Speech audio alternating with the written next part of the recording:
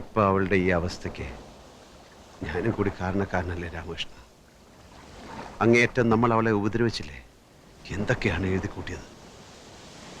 എങ്ങനെയാണ് ഇനി അതൊക്കെ ഒന്ന് തിരുത്തുക? നമ്മളൊന്നും അറിഞ്ഞിട്ടല്ലല്ലോ. അതെ, അറിയാതെയും അന്വേഷിക്കാതെയും ആ മാമച്ചന്റെ നിർബന്ധത്തിന് വഴങ്ങി. എനിക്കതൊക്കെ തിരുത്തണം. ഒറ്റ വഴിയേ ഉള്ളൂ, അറിയാവുന്ന കാര്യങ്ങളൊക്കെ സത്യസന്ധമായിട്ട് എഴുതുക. അങ്ങനെ പെട്ടെന്ന് എഴുതിയാൽ ആളുകൾ വിശ്വസിക്കോ? വിശ്വസിക്കും. താൻ എഴുതണം. എല്ലാത്തിനും കാരണം ആ കുട്ടിയുടെ മാനസിക വിഭ്രാന്തിയായിരുന്നു എന്ന് വരുമ്പോൾ എല്ലാം ന്യായീകരിക്കപ്പെടും. വാക്കുകളിൽ ആത്മാർത്ഥത ഉണ്ടാവുമ്പോൾ എല്ലാവർക്കും എല്ലാം ബോധ്യമാവും.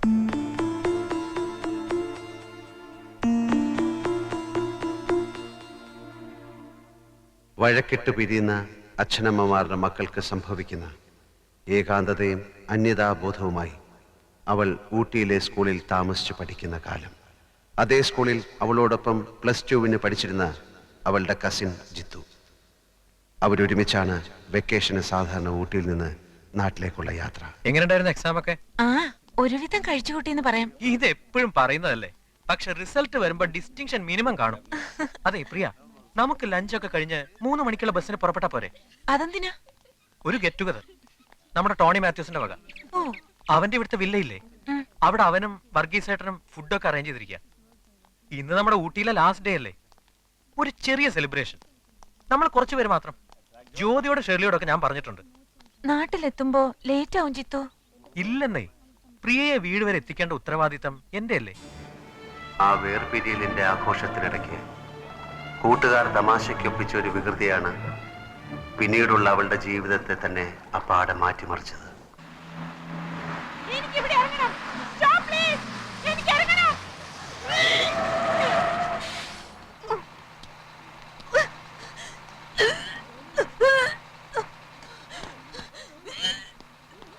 പ്രിയ, എന്തു പറ്റി?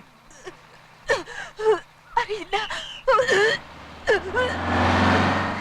പ്രിയ, എന്താ? എന്ത്?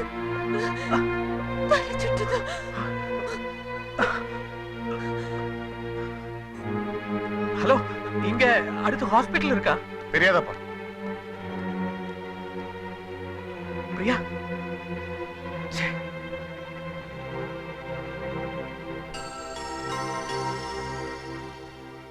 ഹോസ്പിറ്റലിന് ടൗണിലേക്ക് തിരിച്ചു പോകണം. എന്താ പറ്റിയത്? അത് ഒരു ടാക്സി കിട്ടൂ? വിളിച്ചു പറഞ്ഞാ വരും. എന്താ പറ്റിയ കുട്ടിക്ക്? അത് പിന്നെ നാട്ടിലേക്ക് പോണ വഴിയാ. ബസ്സിൽ വെച്ച് തല കറങ്ങി. എന്റെ കസിനാ. വെക്കേഷൻ സ്റ്റാർട്ട് ചെയ്ത് ഞങ്ങൾ ഫ്രണ്ട്സ് സെലിബ്രേറ്റ് ചെയ്തപ്പോ അബദ്ധത്തിൽ കുറച്ച് ലിക്കർ കഴിച്ചു പോയി. ജ്യൂസാണെന്ന് കരുതി കുടിച്ചതാ. അത്രേ ഉള്ളൂ. അതിന് ഹോസ്പിറ്റലൊന്നും പോണമെന്നില്ല. ഒരു മുറി തുറന്നുതരാം. ഷവറിന്റെ ചോട്ടിൽ കുറച്ചു നേരം നിർത്തിയാൽ മതി, ശരിയാവും. പ്രിയ, പ്രിയ,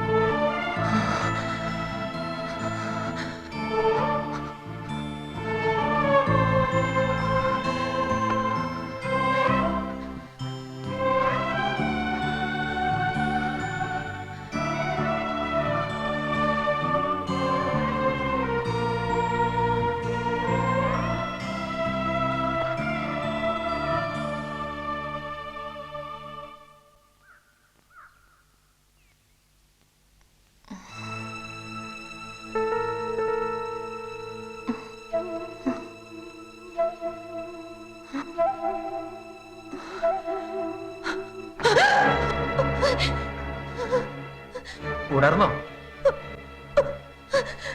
പേടിച്ചു പോയി ഞാൻ. കുറച്ച് ജിന്നകത്തിയെന്നാ ഇങ്ങനെ ബോധം കെടും ഒരാള്. ഷവറിന്റെ ചോട്ടിൽ നിർത്തി തല നനച്ചിട്ടും ഒന്നും അറിഞ്ഞില്ല. സാരമില്ല, വേഗം ഡ്രസ് ചേഞ്ച് ചെയ്തിട്ട് വാ, പോവാൻ നമുക്ക്.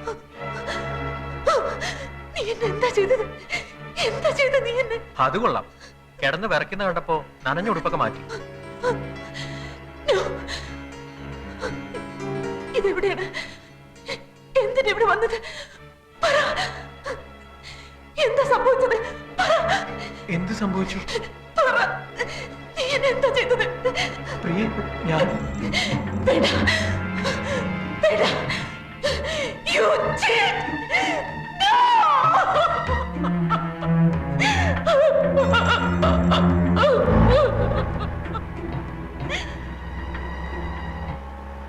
അങ്ങനെയൊന്നും സംഭവിച്ചിട്ടില്ലെന്ന് പിന്നീട് പ്രിയയെ വിശ്വസിപ്പിക്കാൻ നിങ്ങൾക്ക് കഴിഞ്ഞില്ലേ? വിശ്വസിക്കാൻ അവൾ ഒരുക്കമായിരുന്നില്ല. അവൾക്കതിന് കഴിഞ്ഞില്ല എന്ന് പറയുന്നതാവും കൂടുതൽ ശരി. എന്ന് വെച്ചാൽ അന്നേ അവരൊരു മനോരോഗിയായി. അതെ, എന്നോട് തീരാത്ത പകയെ ഞാൻ മദ്രാസിലേക്ക് പഠിക്കാൻ പോയത് തന്നെ അവളെ കണ്ടുമുട്ടാവുന്ന സന്ദർഭങ്ങൾ ഒഴിവാക്കാനായിരുന്നു. അമ്മയ്ക്കും വല്യമ്മയ്ക്കും മറ്റെല്ലാവർക്കും സത്യം അറിയാവുന്നത് കൊണ്ടാണ് മിസ്റ്റർ സാഗറുമായിട്ടുള്ള കല്യാണം അവർ തീരുമാനിച്ചത്. ഒരു കല്യാണത്തോടെ അവളുടെ മനസ്സ് നേരെയായിക്കോളും എന്നവർ കരുതി. പക്ഷേ അവൾ മദ്രാസിൽ എന്നെ തേടി വന്നു. എന്നെ വകവരുത്തുകയായിരുന്നു ഉദ്ദേശം. അവിടെ 6 മാസത്തോളം ഒരു മെന്റൽ അസൈലത്തിലായിരുന്നു. പിന്നീട് തറവാട്ടിലേക്ക് പോകാൻ അവൾ കൂട്ടാക്കിയില്ല. ഹോസ്റ്റലിലൊക്കെ താമസിച്ച് പഠിച്ചു.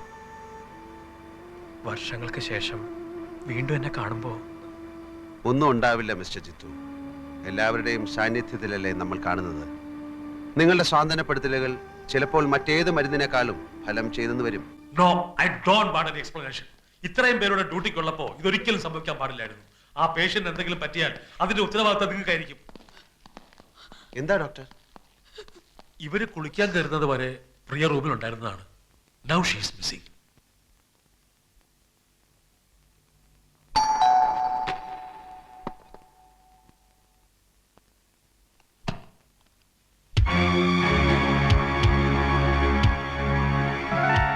മിസ്റ്റർ ജിതേഷ് ഇല്ലേ? ഇല്ല. ആരാ? ബിടെക്കിന് ഒരുമിച്ച് പഠിച്ചതാ ഞങ്ങള്. ഒരു വീടിന്റെ പ്ലാൻ സബ്മിറ്റ് ചെയ്തതിൽ കുറച്ച് കറക്ഷൻസ് ഉണ്ടായിരുന്നു. ഓഫീസിൽ ചെന്നപ്പോ ആണ് ലീവാണെന്ന് പറഞ്ഞു. എവിടെ പോയതാ? ആരെയോ കാണാനുണ്ടെന്ന് പറഞ്ഞു പോയതാ. എനിക്ക് ഹാഫ് ഡേ ലീവേ ഉള്ളൂ. ഉച്ചയ്ക്ക് മുമ്പ് വരില്ലേ? ഒന്നും പറഞ്ഞില്ല. ഭാര്യയല്ലേ? അതെ. ഞാനിപ്പോ എന്ത് ചെയ്യും? ഇവിടെ വെയിറ്റ് ചെയ്യട്ടെ.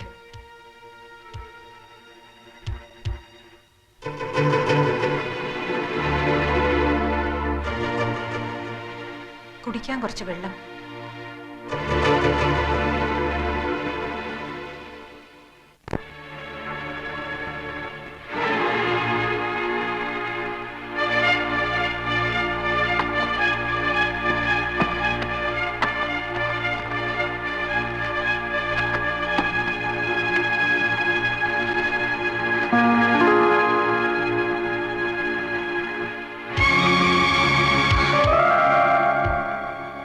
വെള്ളം ഞാനിപ്പോ കൊണ്ടുവരാം. അങ്ങോട്ടിരുന്നോളൂ.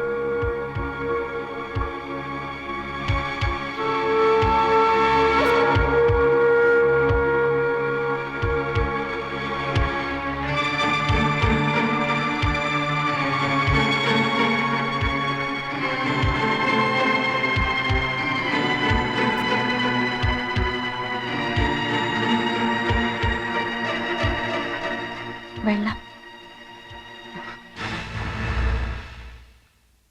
നിങ്ങളുടെ കല്യാണം കഴിഞ്ഞിട്ട് എത്ര നാളായി? 2 വർഷമായി. എന്താ പേര്? പേര് ശോഭ.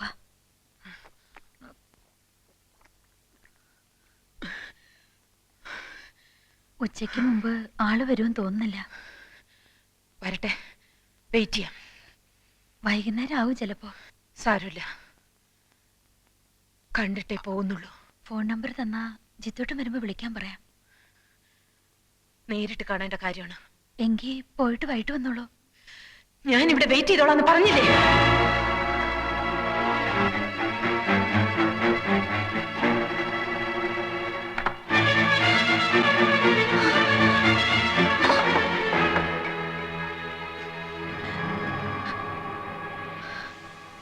ഹലോ, പ്രകാശനല്ലേ?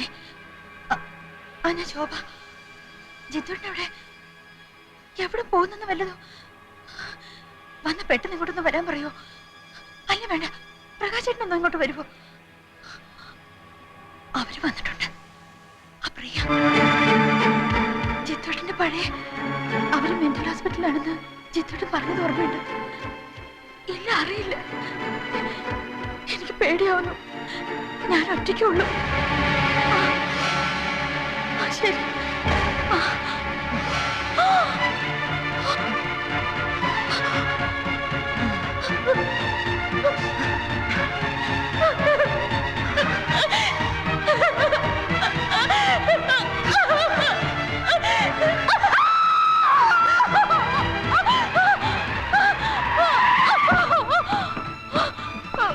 എന്നാ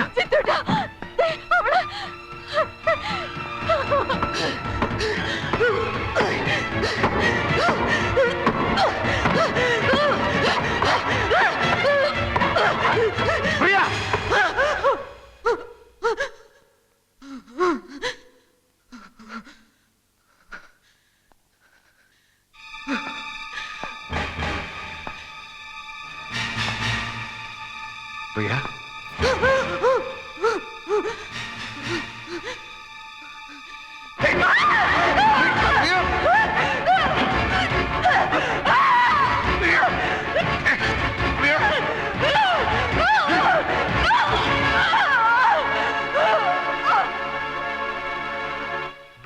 നോ.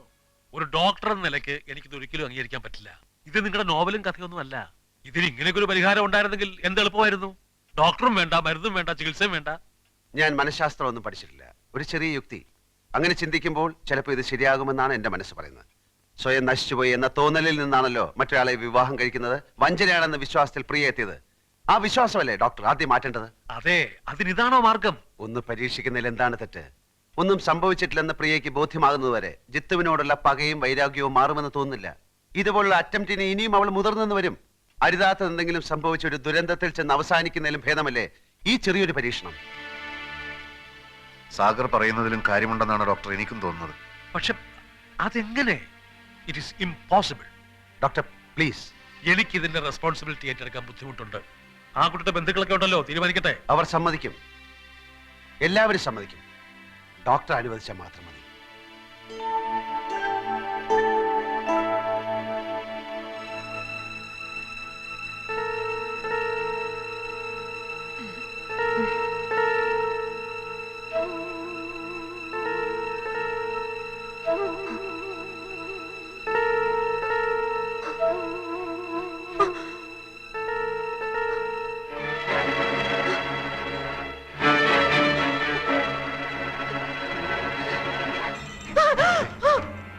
ഓ, നേരം പുലർന്നു.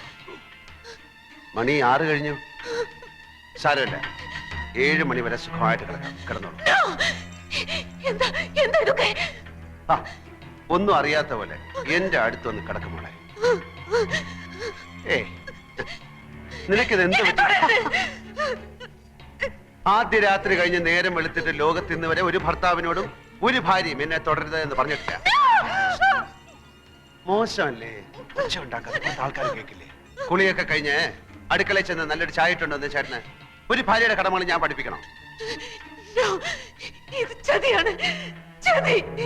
ചതിയാ? അത് കല്യാണം കഴിഞ്ഞാൽ ഭാര്യയും ഭർത്താവും ഇങ്ങനെ ഒരുമിച്ച് ഉറങ്ങുന്നതും പരസ്പരം മനസ്സും ശരീരവും പങ്കുവെക്കുന്നതും നാട്ടു നടപ്പല്ലേ? അതെങ്ങനെ ചതിയാകുന്നത്? സത്യമായ കാര്യങ്ങൾ വിശ്വസിച്ചല്ലേ പറ്റൂ. കഴുത്തി കിടക്കുന്ന ഈ താലി നോക്ക്, ഉടുത്തിരിക്കുന്ന ഈ പുടവ നോക്ക്, നമ്മൾ കുടിച്ചു തീർത്ത ഈ പാൽ ഗ്ലാസ് നോക്ക്, കടിച്ചു തിന്ന ആപ്പിളും പഴങ്ങളും നോക്ക്.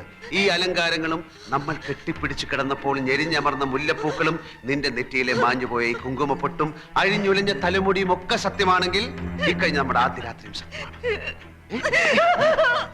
വേണ്ട, എന്നെ വിശ്വാസമില്ലെങ്കിൽ വേണ്ട, വേണ്ട, എന്റെ കൂടെ വരൂ, വാ. അമ്മയെക്കാളും നീ സ്നേഹിക്കുകയും വിശ്വസിക്കുകയും ചെയ്യുന്ന നിന്റെ വല്യമ്മയോട് ചോദിക്കുക, ഇതൊക്കെ സത്യമല്ലേ എന്ന്. നിന്നെ ആഭരണങ്ങൾ അണിയിച്ച് കതർ മണ്ഡപത്തിൽ കൈപിടിച്ചിരുത്തിയ ഇവരോട് ചോദിക്കേ, ഇതൊക്കെ ചതിയാണോ എന്ന്. വാ. ദാ കല്യാണപ്പന്തലും കതിർ മണ്ഡപവും. സത്യമല്ലേ? 100 കണക്കിന് ആളുകളുടെ സാന്നിധ്യത്തിൽ വാദ്യമേളങ്ങൾ ഉയർന്നപ്പോൾ ഞാൻ താലി കെട്ടിയതും കതിർ മണ്ഡപവും വലം വെച്ചതും മറന്നോ? സ്വന്തം തറവാടിന്റെ മുറ്റത്ത് വെച്ചായിരിക്കണം കല്യാണമെന്ന് പ്രിയ വാശി പിടിച്ചതും അത് ഞാൻ സമ്മതിച്ചതൊക്കെ ഒറ്റ രാത്രി കൊണ്ട് മറന്നോ? ഞാൻ പറഞ്ഞിട്ട് വിശ്വസിക്കണ്ട. ദാ പ്രിയയുടെ ഏറ്റവും വിശ്വസ്തനായ ഈ മനുഷ്യനോട് ചോദിക്കേ. ആശുപത്രിയിൽ നിന്നും അസുഖം മാറി വീട്ടിൽ വന്നപ്പോ പ്രിയ തന്നെയല്ലേ പറഞ്ഞത്, എത്രയും പെട്ടെന്ന് സാഗറുമായിട്ടുള്ള കല്യാണം നടത്തണം, കഴിഞ്ഞതൊക്കെ മറന്ന് ഇനി സാഗറിന്റെ കൂടെ ജീവിക്കണമെന്നൊക്കെ. ഇല്ല ഇല്ല, ആരും എന്നെ കല്യാണം കഴിച്ചിട്ടില്ല. ആരും എന്നെ കല്യാണം കഴിക്കാൻ പാടില്ല.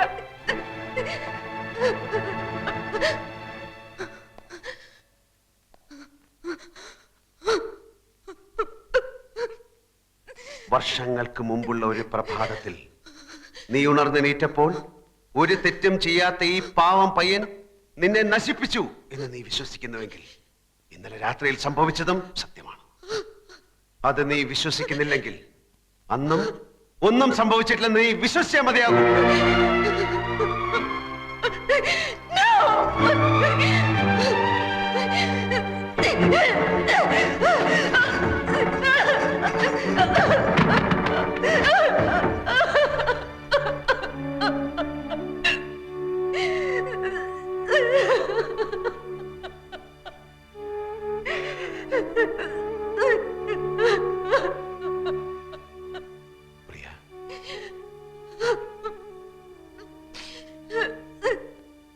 അന്നൊന്നും സംഭവിച്ചിട്ടില്ല.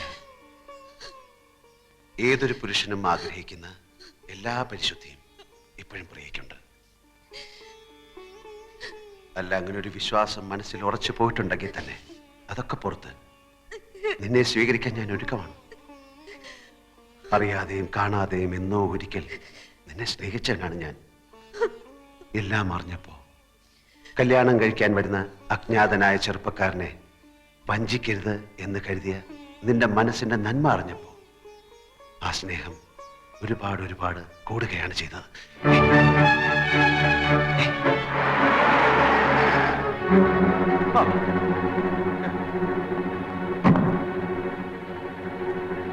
എന്റെ പൊന്നു തഹസിൽദാർ സാറേ, 2 ദിവസമായി ഞാൻ നെട്ടോട്ട് ഓടുകയാണ് കോട്ടപ്പുറത്തിനെ തേടി. എന്തായി ക്ലൈമാക്സ്? അവസാന ലക്കം ഇന്ന് കമ്പോസിങ്ങിന് കൊടുത്തില്ലെങ്കിൽ അയാൾ എവിടെ? ഭയപ്പെടാതിരിക്കൂ മാമച്ച, അയാൾ കഥ എഴുതുകയാണ് അകത്ത്. ശുഭപര്യവസായിയായ ഒരു പുതിയ അധ്യായവുമായി അയാൾ പുറത്തു വരുന്നത് വരെ നമുക്ക് കാത്തിരിക്കാം. ഏതോ നിദ്ര തൻ പൊന്മയിൽ പീലിയിൽ 7 വർണ്ണങ്ങളും നീർത്തി തളിരിലത്തുമ്പിൽ നിന്നൊതിരും മഴയുടെ ഏകാന്ത സംഗീതമാ.